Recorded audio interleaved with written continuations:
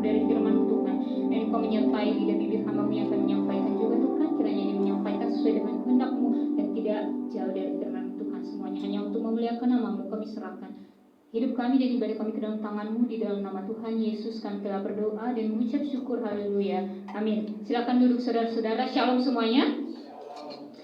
Oke, hari ini kita mau belajar lagi satu bagian dari firman Tuhan yang terambil dari 1 Tesalonika pasalnya yang keempat, ayat 13 sampai 18. 1 Tesalonika 4, ayatnya yang ke-13 sampai ke-18.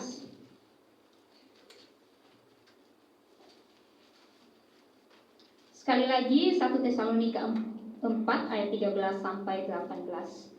Jika sudah ketemu, silakan katakan sudah. Sudah. Oke, kita tunggu waspada dulu. Oke, saudara, kita mau baca ayat ini. Dia terdiri dari banyak.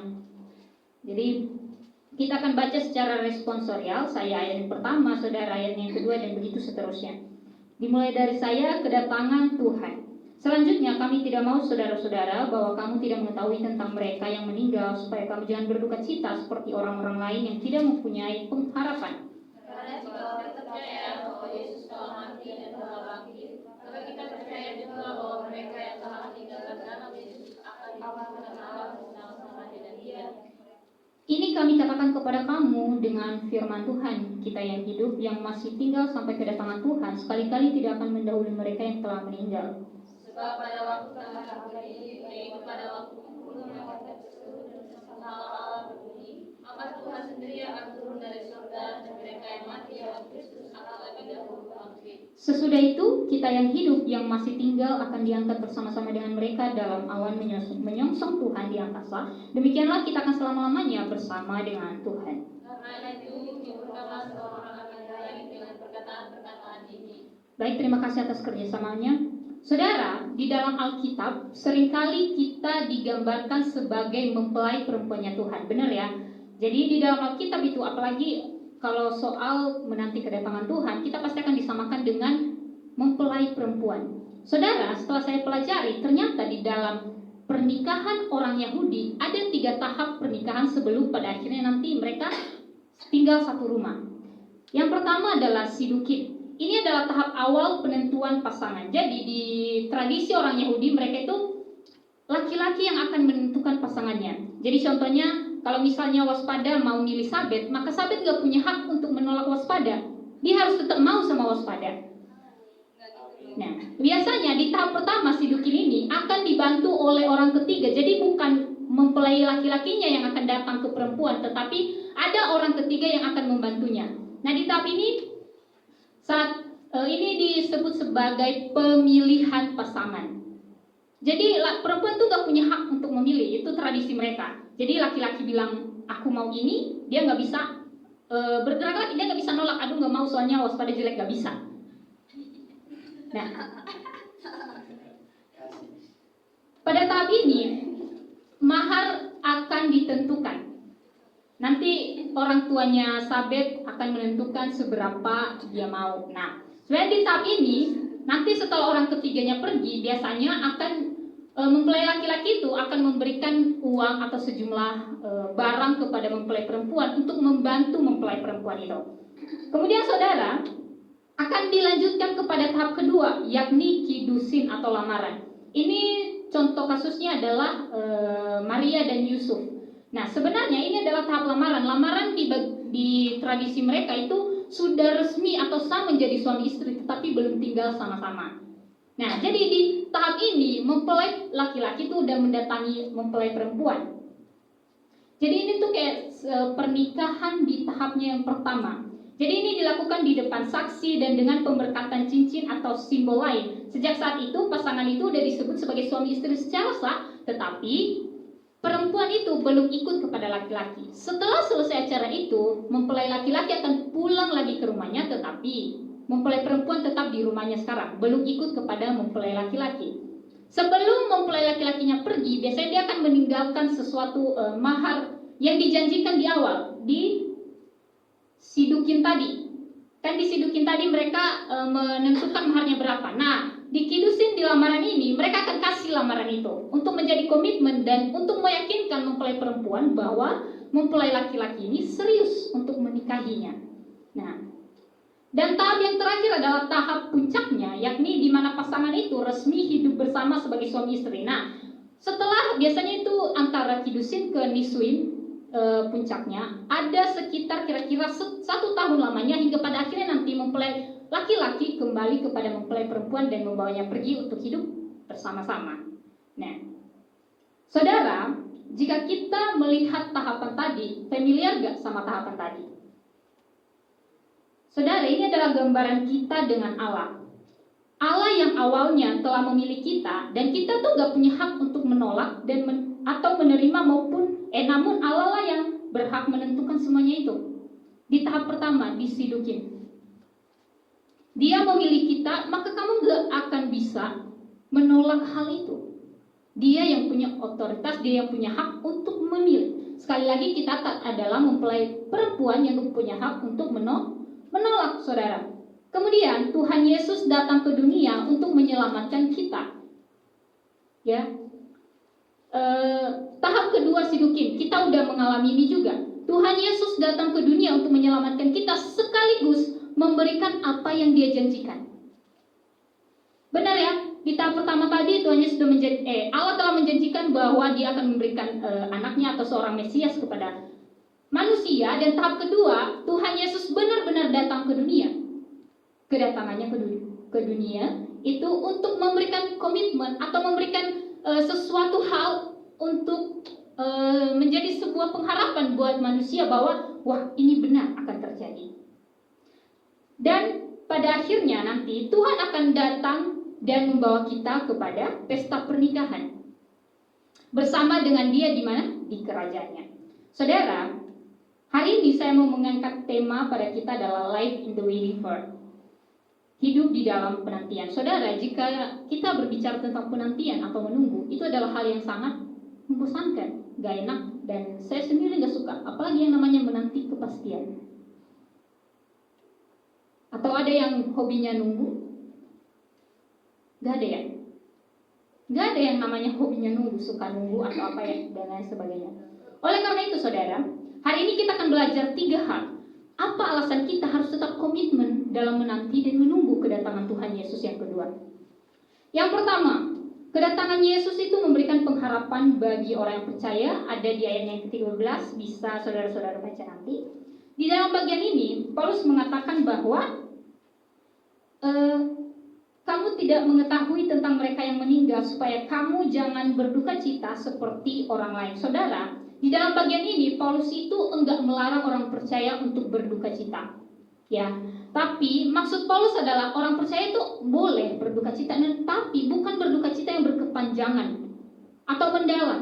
Kita tahu ya, contohnya orang yang kehilangan cintanya atau kehilangan orang yang sangat dia sayang, akhirnya dia putus asa dan enggak mau melanjutkan hidup. Kata berduka cita di dalam bagian ini menggunakan kata lipeomai, yakni duka yang sangat mendalam sampai kehilangan arah dan gak tahu hidupnya mau kemana lagi, saudara. Maka kata ini adalah kata berduka cita yang enggak memiliki pengharapan.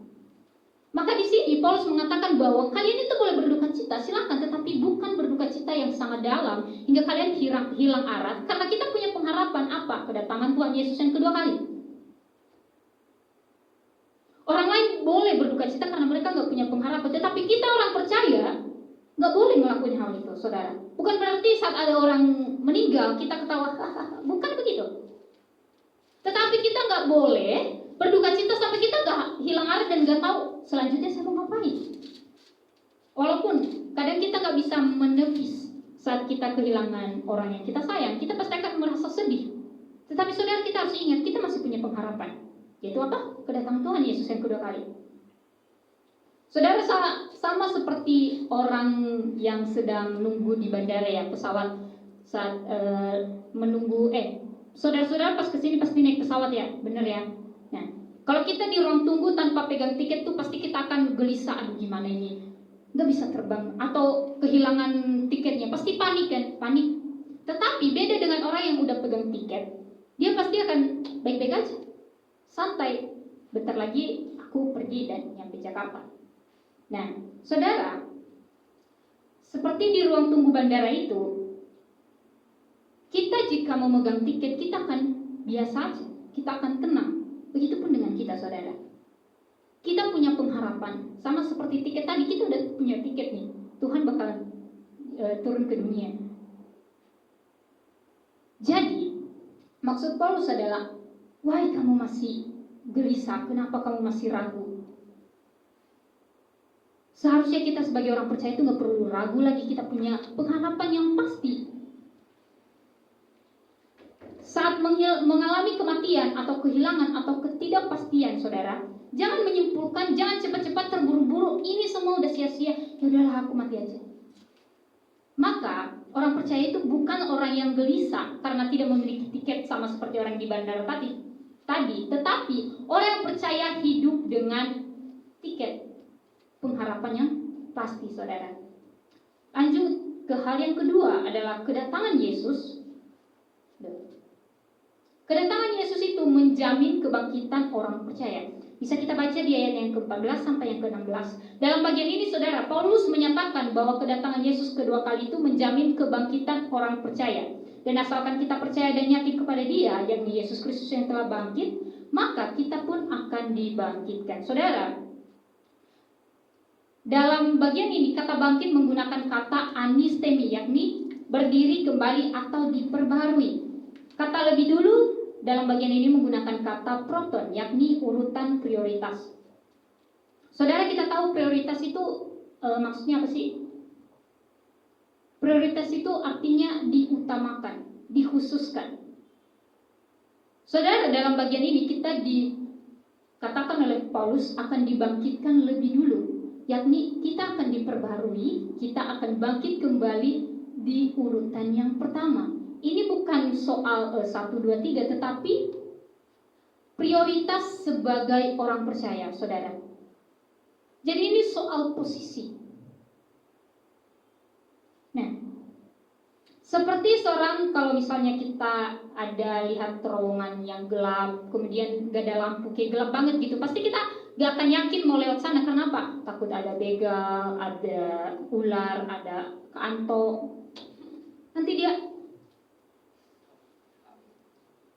Tapi saudara, saat ada orang yang udah bisa lewat, contohnya saya nih, lihat terowongan yang gelap banget terus kayak menakutkan gitu. Terus saya takut lewat, kemudian waspada datang, terus dia lewat dan sampai di ujungnya. Maka saat saya lihat waspada lewat dan dia baik-baik aja, saya pun akan yakin dan berani lewat sana, saudara. Namun jika satu orang itu bisa melewatinya dan keluar di ujungnya, kita tahu jalur itu aman dan bisa dilewati oleh orang. Sama seperti tadi, saat waspada udah lewat duluan, maka saya akan yakin, oh itu aman untuk dilewati ternyata. Gak ada hantunya, gak ada begalnya, gak ada ularnya, gak ada harimaunya, dan lain sebagainya. Maka saudara, itulah yang dilakukan Yesus di atas kayu salib. Kematian dan kebangkitan Yesus itu adalah kepastian yang kita pegang. Bahwa oh ya, ini benar-benar Tuhan Yesus tuh datang sendiri, Allah tuh datang sendiri dan menjadikan dirinya teladan, saudara. Karena dia tahu kita tuh gak bakalan yakin kalau kita gak lihat secara langsung. Sama seperti orang yang di terowongan tadi. Jika saya gak lihat waspada lewat duluan, saya gak bakalan berani lewat. Maka Tuhan Yesus memberikan dirinya sendiri sebagai teladan biar kita apa? Biar kita yakin, saudara. Maka itu menyatakan bahwa kedatangan Tuhan Yesus kedua kali itu adalah benar-benar nyata di dalam kehidupan kita, saudara, dan akan terjadi, pasti terjadi. Lanjut ke halnya yang ketiga, kedatangan Yesus itu adalah mempersatukan kita dengan Dia selamanya, saudara. Bisa kita baca di ayat yang ke-17 sampai ke-18. Di dalam ayat ini menyatakan demikian. Dan demikianlah kita akan selama-lamanya bersama dengan Tuhan, bisa dibaca di ayat yang ke-17b. Dalam bagian ini menyatakan bahwa kedatangan Yesus kedua kalinya itu akan membawa kita bersama-sama dengan Tuhan selamanya. Jadi inti dari apa yang disampaikan Paulus sebenarnya adalah bukan hanya tentang peristiwa atau tentang kejadian atau tentang sesuatu yang akan terjadi, tetapi ini tentang union with Christ forever, atau persatuan dengan Kristus selamanya, saudara. Bukan tentang dia ceritain nanti akhir zaman akan begini, kedatangan Tuhan Yesus itu akan begini, dan lain sebagainya. Tetapi inti dari yang ingin disampaikan Paulus kepada kita adalah bersama dengan Kristus selamanya. Union with Christ forever. Bukan tentang nanti kejadiannya seperti begini, bukan tentang peristiwanya, saudara. Tetapi bagaimana pada akhirnya nanti kita bisa bersatu dengan Kristus. Saudara, sama seperti pasangan yang LDR. Ada yang LDR di sini? Kaputri. Sama seperti pasangan yang LDR, saudara. Contoh deh suami istri yang suaminya pergi bertugas. Polisi. Soalnya suka dinas kan. Jadi polisi yang sedang tugas di luar kota. Nah, saudara, saat dinasnya itu udah selesai, dia gak peduli. Bukan soal perjalanannya pulang, bukan soal pekerjaannya udah selesai, tapi bagaimana pada akhirnya dia bisa bersatu lagi dengan istrinya, orang yang dia kasihi, saudara. Bukan tentang pekerjaannya, tetapi tentang bagaimana ia bersatu kembali dengan orang yang dia sayangi. Begitupun dengan kita seharusnya, saudara. Bukan tentang peristiwanya atau apapun itu, tetapi bagaimana kita bersatu lagi dengan Kristus. Bersatu selama-lamanya. Sama seperti suami istri yang LDR bertahun-tahun itu tadi, yang akhirnya tinggal bersama tanpa pisah lagi. Sukacita, mereka pasti bakalan bersukacita. Bukan tentang rumahnya, bukan tentang pekerjaannya, tetapi tentang bersatu kembali dengan orang yang dia sayangi itu. Jadi jika tujuan akhir adalah hidup bersama dengan Kristus, maka kita pun hidup untuk apa? Ya, untuk Kristus, bukan untuk dunia ini, saudara. Tapi kadang kita sulit membedakan di mana kita hidup. Kita sulit membedakan kapal kita sebenarnya yang mana. Mau berdiri di kiri atau berdiri di kanan. Kita kadang bingung dengan hal itu karena kadang kita terbawa sama arus dunia. Padahal harusnya jika tujuan akhir kita adalah hidup bersama-sama dengan Kristus, maka hidup kita pun harus tentang Kristus, bukan tentang dunia. Maka saudara, hari ini kita mau belajar setia daripada mengejar hal yang sementara. Sama seperti yang kita bahas dari awal tadi. Karena saat ini tuh kita sedang berada di antara tahap pernikahan antara kidusin dengan niswin. Jadi kita berada di antara udah sah menjadi mempelainya Kristus, tetapi belum dibawa balik ke rumahnya. Jadi kita menanti Kristus itu datang untuk membawa kita kembali ke rumahnya, ke kerajaannya, saudara. Jadi hari ini bagaimana kita tetap berkomitmen? Kita punya Kristus sebagai pengharapan kita. Kita punya prioritas sebagai orang yang akan dibangkitkan lebih dulu oleh Tuhan. Dan bagaimana kedatangan Kristus itu akan menjadi persatuan kekal kita dengan Dia yang telah mengutus Dia. Jadi saudara, untuk menutup khotbah kita pada pagi hari ini, saya mau mengajak kita untuk bernyanyi lagu ini yang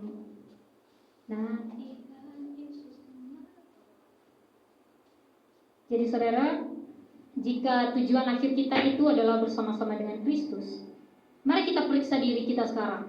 Udahkah saya hidup tentang Kristus atau saya malah mengejar hal dunia? Udahkah saya menyenangkannya atau malah sebaliknya? Saya membuat dia berduka cita karena melihat kelakuan dan kehidupan saya. Saya undang saudara-saudara untuk bangkit berdiri. Kita mau menyanyikan satu lagu ini. Biarlah ini menjadi komitmen kita nanti, saudara ya. Iya.